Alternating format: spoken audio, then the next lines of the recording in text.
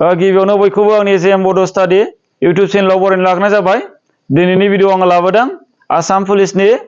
मेथ्सनि थांखांनाय कुइसनफोर। बेखायनो नोंथांमोना भिडिअखौ नायलांबानो जाबाय। आङो बेबायदि मेथ्सनि भिडिअ लाबोयो गोबाव जाबायमोन। आङो दिनैनिफ्राय लाबोफिननो सानदों। नोंथांमोना गोबाङानो कमेन्ट खालामगासिनो दङ आसाम पुलिसनि थाखाय अफलाइननि क्लास लानो नङाबा अनलाइननि क्लास लानो। नाथाय आङो बेबायदि क्लास लानो सम होनो हानाय नङा। आङो निमाहा बिनाय थाबाय। नोंथांमोना आंनि इउटुबावनो नायलांबाय थानो हागोन। आङो हानायसिबांखौ आङो इउटुबावनो फोरोंनो नाजागोन। फ्रियावनो फोरोंनो नाजागोन मेथ्स आरो रिजनिंनि सायाव।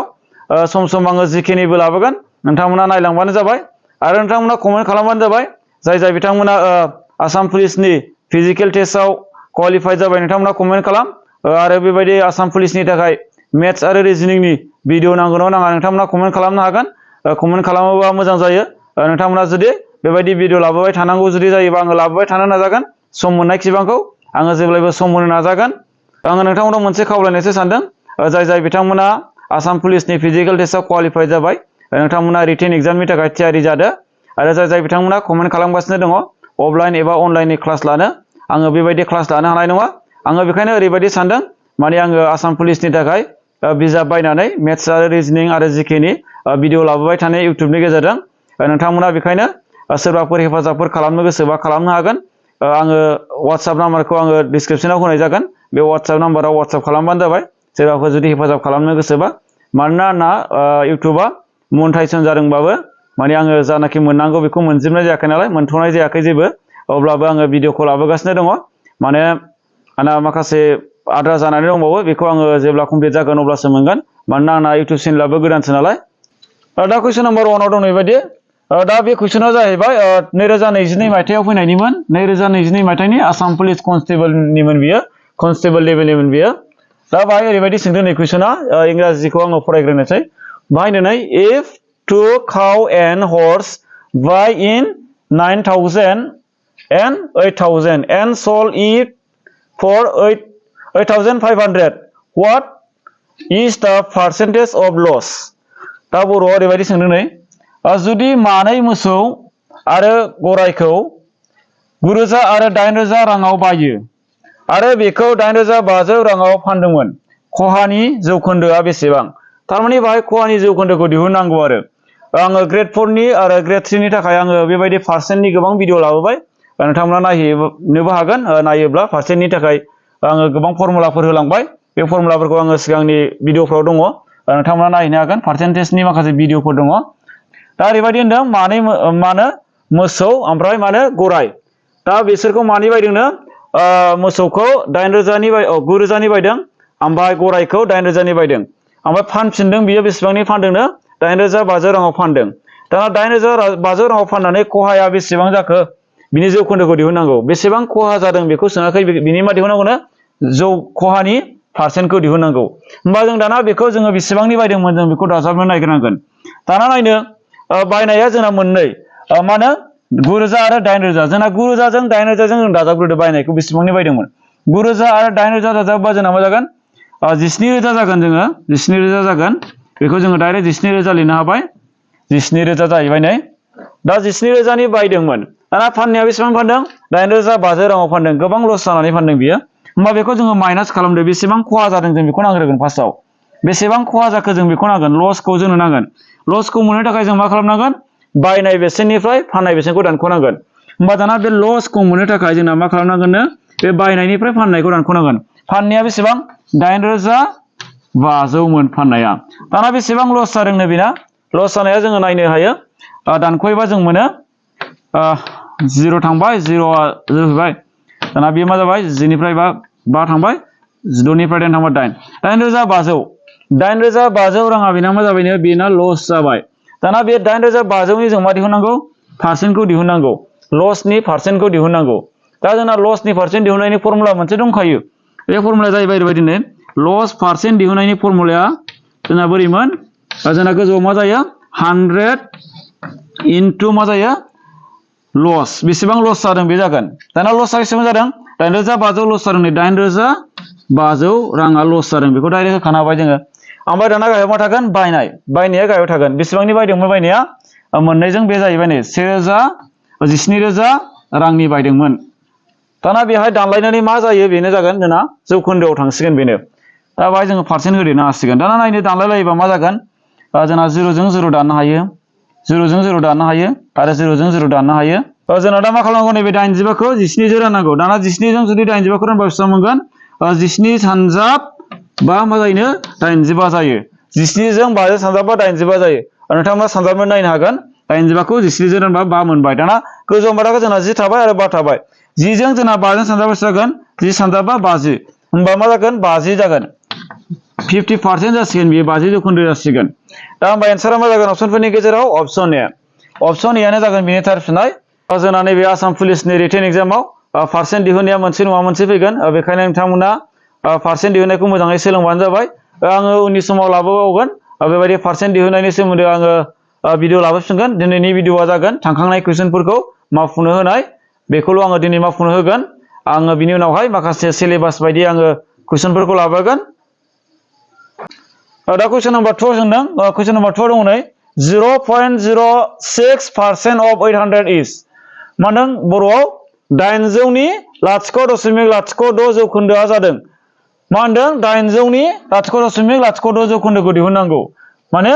0.06% of 800 होनना बुंदों इंलिसनि दा बाहाय बेबो जाहैबाय जोंना जौखोन्दो दिहुननाय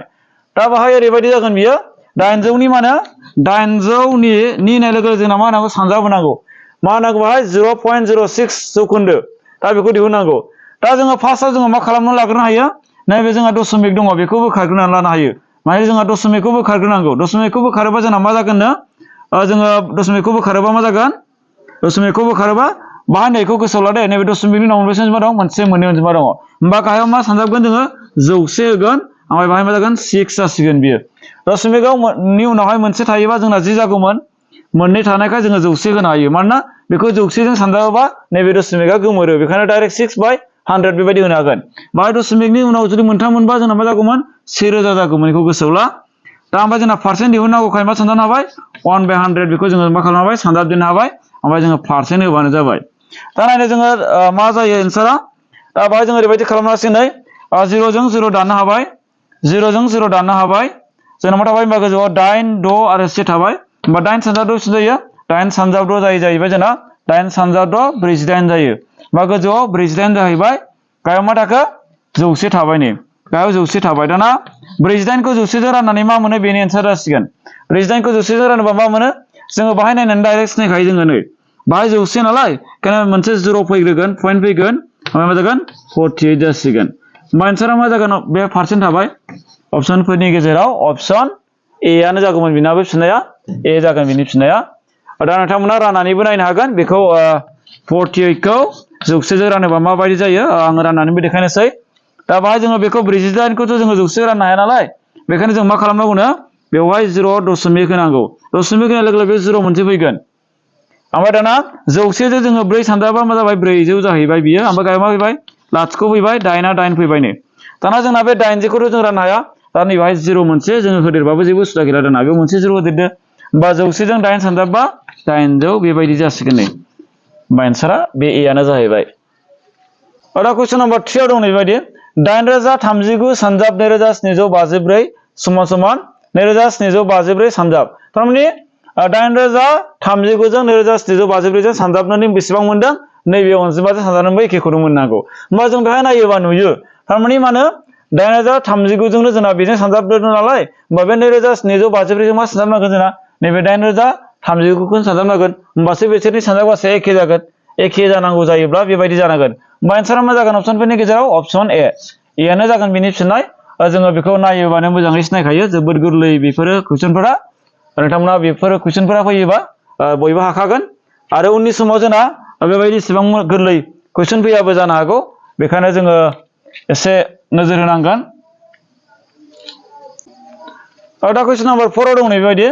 4:25 may be in percentage होननानै सोंदों इंराजिनि दा बर'आव ओरैबायदि सोंदों बेखौ 4/25 जौखोन्दोआव जागोन थारमाने नैबे 4:25 बेखौ जौखोन्दोआव लांनांगौ जौखोन्दोआव लांनाय होमबा जोङो रुजुथायखौ जोङो जौखोन्दोआव लांनो हायो दशमिकखौबो जोङो जौखोन्दोआव लांनो हायो गोसोआव लाबानो जाबाय आरो बोखावखोन्दोआव दङबा बे बोखावखोन्दोखौबो जोङो जौखोन्दोआव लांनो हायो पारसेन्टेजआव जों सोलायनो हायो होमबा दाना नायनो 4:25 बेखौ जोङो जौखोन्दोआव बोरै लाङो दा ओरैबायदि जागोन बियो जोंहा नैबे रुजुथायाव दङबा बेखौ मा खालामनो लाग्रोनांगौ बोखावखोन्दोआव लाग्रोनांगौ फार्स्टआव जोङो बोखावखोन्दोआव लाबोयोबा मा जागोन बियो 4आ गोजौआव थांगोन 25आ गाहायाव थागोन ओमफ्राय जोंना पारसेन्ट दिहुननांगौ नालाय पारसेन्ट दिहुननांगौबा जों मा साननांगौ जेब्लायबो 100 सानजानांगौ बाहाय 100 सानजाबानो जाबाय 100 सानजाबनानै नैबेयाव जोंना मा होदो पारसेन्ट होना होबानो जाबाय होमबानो बेयो मा जासिगोन बियो जोंना जौखोन्दोआव लांनाय जासिगोन होमबा जोङो दानलायलायनानै मा मोनो बेनो जागोन दा बेयो ओरैबायदि जागोन नै जोङो 25खौ जोङो सरि 100खौ जोङो 25जों राननो हायो 100खौ जोङो 25जों जुदि रानोबा जोंना मा जागोननो 4 जागोन जोंना मानोना 25 सानजा 4 जौसे जायो 25 मोनब्रैबा जौसे जायो बेखायनो बेखौ जोङो बेजों रानोबा 4 जाबाय होमबा मा थाखो जोंना 4 आरो 4 थाबाय 4 जों 4 सानजाबा मा जागोन 4 × 4 जोंना मा जागोन 16 जागोन होमबा बेनि पारसेन्टआ 16% जागोन जोबोद गोरलै बेबो बेनि एन्सारा जाबाय अप्शन बि अप्शन बि आनो जाहैबाय बिनि थार फिननाय दा कुइसन नम्बर 5 आव दङ बाहाय सोदों what will be the simple interest obtained on an amount of 5,000 at the rate of 4% PA after 2 years दा बाहाय बर'आव सोंदों 5,000 रांनि 4% एबा 4% हाराव मोननाय गोरलै सुदआ 2 बोसोरनि उनाव मा जागोन होमबा बाहाय गोरलै सुदखौ दिहुननांगौ मा दिहुननांगौ जोंना गोरलै सुद दिहुननांगौ बेसेबां बोसोरनि गोरलै सुद दिहुननांगौ 2 बोसोरनि गोरलै सुद दिहुननांगौ पारसेन्टआ जोंना बेसेबांनो रेट अफ इन्टारेस्टआ 4% ओमफ्राय एमाउन्टआ बेसेबांमोन जोंना 5,000 रां मोननै दा जोङो सिम्पल इन्टारेस्ट दिहुननायनि फर्मुला दंखायो जोंना बेखौ बयबो गोसोआव लाबानो जाबाय बेबायदि सिम्पल इन्टारेस्ट दिहुननायाबो जोंना नैबे आसाम पुलिसनि आनजादाव फैगोन बेखायनो गोसोआव ला सिम्पल इन्टारेस्ट एसआइ होननानै बुङो सिम्पल इन्टारेस्ट दा बेनि फर्मुलाया जाहैबाय PTR/100 बे मोनसे फर्मुलाखौ नोंथांमोना गोसोआव ला दा बाहाय पि होनना बुंबा जाहैबाय प्रिन्सिपालखौ बुङो प्रिन्सिपाल माने जोंना फार्स्ट एमाउन्टआ जागोन प्रिन्सिपालआ 5,000 जागोन होमबा बाहाय जोंना मा होनो हाबाय 5,000 बेबायदि होनो हाबाय सानजाब टि माने टाइमखौ होनना बुंदों टाइमा जोंना बेसेबांनो 2 बोसोर 2 इयार्स होनदों नालाय 2 बोसोर बाहाय 2 होबानो जाबाय ओमफ्राय आर माने जोंना मामोन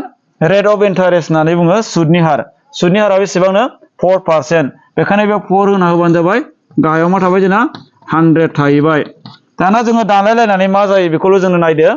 दाना जोङो मा खालामनो हायो बेहाय 0 जों 0 0 जों 0 दाननो हायो नै होमबा बेहाय बिनि 0 मोननै गैला बिनि 0 मोननैबो गैला होमबा गाहायाव जेबोआनो गैला होनजाबाय सेल'सै सेखौ जोङो जेबो नांलायला दा गोजौआव मा दं बेखौ सानजाबबानो बेनि जोंना मा मोनसिगोन सिम्पल इन्टारेस्टखौ मोनसिगोन होमबा जोंना मा जागोन 50 जों 2 सानजाबा बेसेबां जायो 50 सानजाबनाय जोंना जाहैबाय 100 100 जों 4 सानजाबा जोंना बेसेबां जागोन 400 जागोन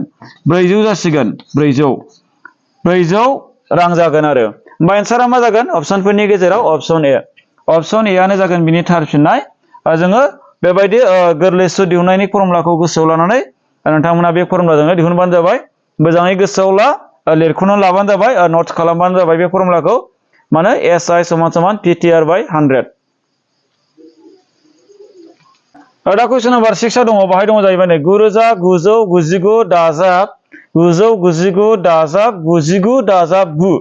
दा मा खालामनांगौ बेखौ कमप्लिटलि मा खालामनांगौ दाजाबनांगौ डाइरेक्ट जोङो बेखौ दाजाबबानो बिनि एन्सारखौ मोनगोन बेयो जेबो गैया दाजाबनांगौल' दाजाबनायखौल' बयबो रोंखायो हाखायो जानो हागौ आरो हाखागोन बेबायदि कुइसना जुदि फैबावोब्ला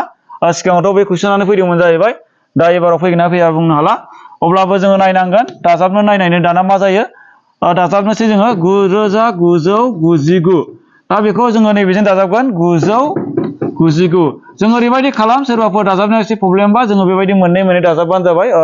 बेखौ दाजाबखांनानै बिनि फिननाय मोननायजों नैबेखौ दाजाबदो बिनि फिननाय मोननायजों आरो नैबेखौ दाजाबदो होमबा जोंना दाजाबनायाव एसे गोरलै जायो आरो दा होमबा जों बेबायदि दाजाबनो डाइरेक्टबो जोङो डाइरेक्ट बहायनानैबो जों दाजाबनो हायो जेबो नङा दा नायनायखौ दाजाबनो 9 जों 9 दाजाबबा जोंना मा जागोन 18 जागोन 8 होबाय से आटेक 9 जों 9 18 19 9 होबाय से आटेक 9 जों 9 18 बेजों 19 जालायबाय जोंना मा जालायबाय 9 होलायबाय से आटेक थालायबाय 9 जों बेसेजों 10 जाहैबाय नै बिदि जाहैबाय दाना नैबेखौ दाजाबबावसै जोंहा बे थाबावबाय 99 थाबावबाय दाजाबबा मा जागोन दाना 9 जों 8 जों जोंना मा जायो 17 जायो होमबा 7 होबाय से आटेक थालायबाय ओमफ्राय 9 जों 9 जोंना मा जायो 18 जायो 19 जालायबाय बे 9 होलायबाय से आटेक थालायबाय ओमफ्राय बे जाहैबाय ओमफ्राय दाना नैबे 9 जों बेसेजों 10 जाबाय से आटेक थाबावबाय दाना लाथिख'जों सेजों बे सेयानो जाहैबाय ओमफ्राय बे सेया सेयैनो फैबाय नै आरो जोंना दंबावो मा दंबावो 9 दंबावो 9खौ दाजाबबावनांगोन जोङो बेबायदि दाजाबजोबनांगोन दाना 9 जों 7 जों जोंना मा जायो दाजाबोबा 12 जायो 6 होबाय 1 थालायबाय दाना 9 जों बे 1 जों जागोन 10 जागोन 10 होबाय 1 थाबावबाय 1 जों बे 1 आनो जाहैबाय नै ओमफ्राय बे 1 से फैबाय बे 1 से फैबाय मा जाखो जोंना 11,106 होमबा एन्सारा मा जागोन अपसनफोरनि गेजेराव अपसन ए आनो जाहैबाय बिनि थार फिननाय अपसन ए दा कुइसन नम्बर 7 आव दङ 2 सानजाब 2 4 3 सानजाब 3 9 होमबा 4 सानजाब 4 बेसेबां जागोन बिदि सोंदों बेथ' जोबोर गोरलै कुइसन नोंथांमोना सोरबाफोरा साननो हागौ आरो कमेन्टबो खालामनो हागौ माने एसेबां गोरलै कुइसन लाबोदों होननानै बे जाहैबाय जोंना आसाम पुलिस कनस्टेबल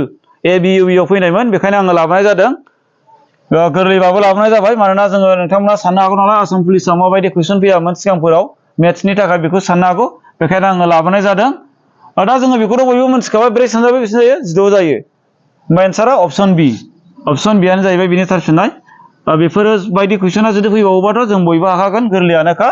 नाथाय बेबायदि फैयाबो जानो हागौ एसे गोरासिनबो दाननो हागौ अब्लाबो बांद्राय एसेबांनि जोंना आसाम पुलिसाव मेथ्सआ बारा गोरा जाया आरो रिजनिंआबो बारा एसेबांमानि गोरा जाया नोंथांमोना एसे स्टाडि खालाम होमब्लानो हागोन आरो एसे प्रेक्टिस खालामबानो आरामसे हागोन जिके आरो जोंना माने इंलिसफोरखौबो जोङो नायनांगोन इंलिसनिफ्रायबो माखासे थागोन इंलिस ग्रामारफोरनिफ्रायबो आरो जेनेरेल नलेजनि थागोन आसाम हिस्ट्रिया गोबां फैगोन बेखायनो आसाम हिस्ट्रिखौ मोजाङै नायबानो जाबाय आसाम हिस्ट्रिनिफ्रायबो कुइसना फैगोन नालाय दा कुइसन नम्बर 8 आव दङ बाहाय सोंदों नै which is a square number बर'आव सोंदों बबे बर्ग अनजिमा दा बाहाय मोनब्रै अपसन दङ अपसन ए अपसन बि अपसन सि अपसन डि दा मोनब्रै अपसननि गेजेराव बबे अनजिमाया बर्ग बेखौ दिहुननांगौ बबे अनजिमाया जोंना स्क्वायर बेखौ दिहुननांगौ दा जोङो बर्ग होनोबा जोङो बुजियो जाहैबाय बबेबा मोनसे एखे अनजिमाजों सानजाबनानै मोननाय अनजिमाखौनो मा होनो बर्ग अनजिमा होननानै बुङो एग्जाम्पल हिसाबै लानो हायो जेनेबा 3 सानजाब 3 मा जागोन 9 जागोन होमबा नैबे 9 आनो जागोन बर्ग अनजिमा मानोना नैबे 3 3 मोननै एखे अनजिमाजों सानजाबनानै मा मोनदों 9 मोनदों बेखायनो बेयो बर्ग अनजिमा जोंना होमबा बिसोरनि गेजेराव नायदों जों नैबे 10आथ' जाया 10आ जाहैबाय जोंना माजों माजों मोनो 2 सानजाब 5 10 जायो बेथ' एखे नंला नैबे बि अपसन बिखौ नायदो 16 दङ 16आ जाहैबाय जोंना माजों मोनो 4 सानजाब 4 16 जायो बेखायनो बे 16 आनो जाहैबाय बर्ग अनजिमा बेखायनो एन्सारा अपसन बि दा बेखौ सोरबाबा साननो हागौ 2 सानजाब 8 बोथ' जोंना मा जायो 16 जायो नाथाय बर्ग अनजिमा होनोबा दाना जोङो बियो मा जानांगोन मोनसे एखे अनजिमा सानजाबनो मोननाय जानांगोन माने दस्राजोंबो सानजाबनो मोनगोन बेखौ ओमफ्राय मोनसे एखे अनजिमाजों सानजाबनो मोननायबो जानांगोन बियो होमबानो बेयो बर्ग अनजिमा 18आथ' नङा नै 18नि बेबायदि गैया दाना 20आबोथ' गैया 20निबो बेबायदि एखे अनजिमाजों सानजाबनो मोननाय नङा बे 20खौबो होमबा एन्सारा अपसन बि दा कुइसन नम्बर 9 आव दङ बावदों which number is not a perfect cube होनना बुंदों बबे अनजिमाया आबुं गन नङा दा बाहाय आबुं गन नङिखौ सोंदों पारफेक्ट क्यूब नङिखौ सोंदों जोङो गन एबा क्यूब होनना बुङोब्ला जों माखौ बुजिनो मोनसे एखे अनजिमाजोंनो माने मोनथाम सानजाबनो मोननाय बे अनजिमाखौनो होनो गन होननानै बुंनाय जायो दा जोङो ओरैबायदि जेनेबा एग्जाम्पल हिसाबै लानो हायो 2 सानजाब 2 माने मोनथाम सानजाबनांगोन मोनसे अनजिमाखौनो मोनथामजों सानजाबनांगोन बेबायदि सानजाबनानै जा अनजिमा मोनो बेनो जाहैगोन जोंना क्यूब जाहैगोन बेनो एबा जोंना गन अनजिमा जाहैगोन बियो दाना 2 सानजाब 4 4 सानजाब 8 होनबा 8आ मोनसे क्यूब जाहैगोन बियो गन जाहैगोन होनबा 8 नै 8आ दङ दाना 3 नि बेलायाव नायनो 3 सानजाब 3 मा जायो 3 सानजाब 3 9 सानजाब 3 मा जागोन 27 जागोन होनबा 27आबो गन जागोन बियो दा नैबेबो गन बेबो गन दा जोंना मोनसे लाबावनो नैबे 64 खौ लानो माजों मोनगोन 64आ ओरैबायदि जागोन 4 सानजाब 4 सानजाब 4 4 सानजाब 4 16 16 सानजाब 4 64 होमबा एन्सारा बबे जाखो अपसन ए आ जाहैबाय बिनि फिननाय मानोना बबे अनजिमाया गन अनजिमा नङा होनदों नालाय गन नङैखौसो दिहुननांगौ गनखौ दिहुननाङा बेबो 8आबो गन 27आबो गन 64आबो गन नैबे 6आ जाहैबाय गन अनजिमा नङा बेखायनो एन्सारा ए दा कुइसन नम्बर 10 जाहैबाय नै ओरैबायदि सोंदों 1 मिलियनाव बेसेबां जागोन दाना गाहायाव होनायफोरनि गेजेराव बबे मोनसेया 1 मिलियन जागोन बेखौ दिहुननांगौ दा नैबे जाहैबाय जौसे नैबे जाहैबाय 1000 नैबे जाहैबाय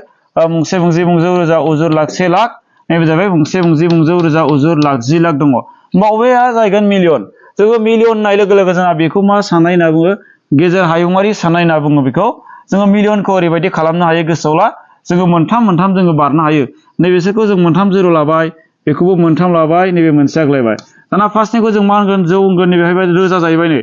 गोसोआव ला मिलियन बिलियन इदि साननाय ओरैबायदि जायो नै फार्स्टआव जौ रोजा ओमफ्राय उनावहाय मिलियन फैगोन बाहाय लाख कौटि बेबायदि फैनाय नङा गेजेर हायुङारियाव होमबा जोंना मा जागोन ना जौनिफ्राय जोंना रोजा रोजानिफ्राय मिलियन 1 मिलियन बेनो 1 मिलियन जागोन नै जौ रोजा मिलियन ओमफ्राय उनाव थाबावबा मोनथाम बारनानै बिलियन जाबावसिगोन बियो दा होमबा जोंना मा जाखो एन्सारा अपसन डि आ जाहैबाय थार फिननाय दा नै बिसोरथ' नंखाया नैबे मिलियनाव थांला नै बिसिमाव नै बे जौ जाबायमोन नै बिसिमाव रोजा जाहैबाय नै बे 1 रोजा जागौमोन आरो बियो 100 रोजा जागौमोन बियो 100 रोजा बेबायदि जागौमोन बियो दा बाहाय जोंना मा दङ मिलियन होनना बुंबा अपसन डि आ जागोन बिनि फिननाय दा कुइसन नाम्बार 11 बे कुइसन नाम्बार 11 आ जागोन माने 1 into 2 into 3 into 4 into 5 into 6 थारमाने नै बिसोरखौ मा खालामनांगौ टटेलि जोङो सानजाबनानै मा जायो बेनि एन्सार जागोन बेखौ जोङो मा खालामनांगौ सानजाबजोबनांगौ सानजाबनाय होनोबाथ' जों बयबो मिथिखायो सानजाबनाय दाना जों सानजाबनो नायनो 1 जों 2 जों सानजाबदो 2 जागोन 1 सानजाबनाय 2 2 सानजाबथाम 6 6 सानजाब 4 जोंना मा जागोन 6 सानजाब 4 24 दाना 24 जों मा सानजाबदो 5 सानजाबदोलाय 24 बे 24 जों 5 सानजाबा जोंना मा जागोन 5 सानजाब 4 20 ओमफ्राय 5 सानजाब 2 10 1 12 1 जों 20 जाबाय दाना 1 जों 20 मा सानजाबदो नैबे 6 खौ सानजाबदो 1 जों 20 जों मा सानजाबनांगौ 6 सानजाबबावनांगौ होमबानो एन्सार मोनसिगोन 6 सानजाब लाथिख' लाथिख' 6 सानजाब 12 नै बाय 1 आथेक 6 सानजाब 6 7 जों 20 होमबा 7 जों 20 आव बहाय दङ एन्सारा अपसनफोरनि गेजेराव अपसन ए आनो जागौमोन बिनि फिननाय अपसन ए आनो बिनि फिननाय जागौमोन 7 जों 20 होमबा बेबायदि कुइसना फैयोब्ला जों बयबो हाखागोन मानोना जोङो बेखौ कमप्लिटलि मा खालामो सानजाबनांगौल'सो सानजाबनानै लास्टआव मा जायो बेनि एन्सार जाहैबाय दा कुइसन नाम्बार 12 दङ फाइन्ड द भेल्यु 40 of 25% बर'आव सोंदों 25% नि 40 नि मानखौ दिहुन थारमाने 25% नि 40 नि मानखौ दिहुननांगौ 40 नि मान दिहुननांगौ होमबा बेहाय एन्सारा मा जागोन बेखौ दिहुननि दाना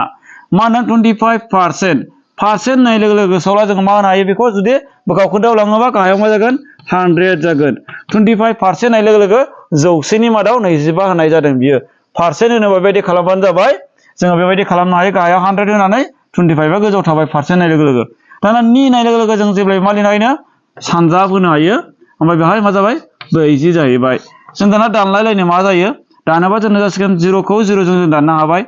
ओमफ्राय दाना जों मा खालामदों नैबेखौ दानलायोबा जोङो नैबे 4 आरो 10 जोङो मोनसे अनजिमाजों दाना दाननाय होनोबा सोरबा आन्दायनो हागौ माबोरै दानो होननानै माने मोनसे अनजिमाजों रानजानायखौ नायनांगौ माने मोननैखौबो जों बबेबा मोनसे अनजिमाजों राननो हायो नामा बेखौ नायनांगौ बेबा बिसोर मोननैखौ बबेबा मोनसे अनजिमाजों राननो हायो नामा बेखौ नायनांगौ जों हायो बेखौबो नैजों हायो बेखौबो नैजों हायो बेखौबो 5 जों हायो बेखौबो 5 जों हायो जों जेरैखि जाया दाननो हायो जेरैबो जायो दा जोङो नायनो 2 खौ 4 खौ नैजों रानबा 2 मोनगोन 2 जोंनो रानदों 10 खौबो जोङो 2 जों रानदों 5 मोनदों होमबा दाना 25 खौ जोङो आरो 5 जों रानफिनदों नै 25 खौ 5 जों रानबा जोंना 5 जाफिनबाय नै होमबा मा जाखो मा थाखो दाननानै 5 आरो 2 थाबाय होमबा 5 सानजाबनि मा जागोन 5 सानजाबनि 10 जाबाय एन्सारा मा जाखो अपसन बि आनो जाहैबाय बिनि थार फिननाय बेबायदि दानलायबानो जाबाय बेबायदि पारसेन्टनि मा दिहुननांगौनो मोनसे अनजिमाखौ दिहुननांगौ जायोब्ला दा कुइसन नाम्बार 13 आव सोंदों फाइन्ड द एभारेज अफ 5708 बर'आव सोंदों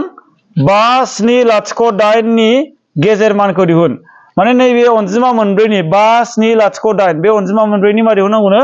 गेजेर मानखौ दिहुननांगौ एभारेजखौ दिहुननांगौ माब्लाबा बेखौ गर दिहुन होननानैबो फैयो गर दिहुननांनोबो हागौ माब्लाबा गर एखेयानो गर एभारेज एबा गेजेरथि एखेयानो होमबा जों बेखौ बोरै दिहुनगोन दाना नायनि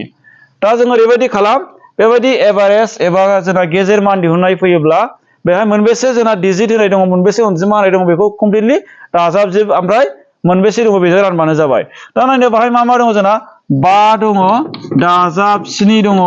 दाजाब 0 दङ दाजाब 8 दङ ओमफ्राय जोंना गाहायाव मा होनो हायो मोनसे बेसे दं अनजिमाया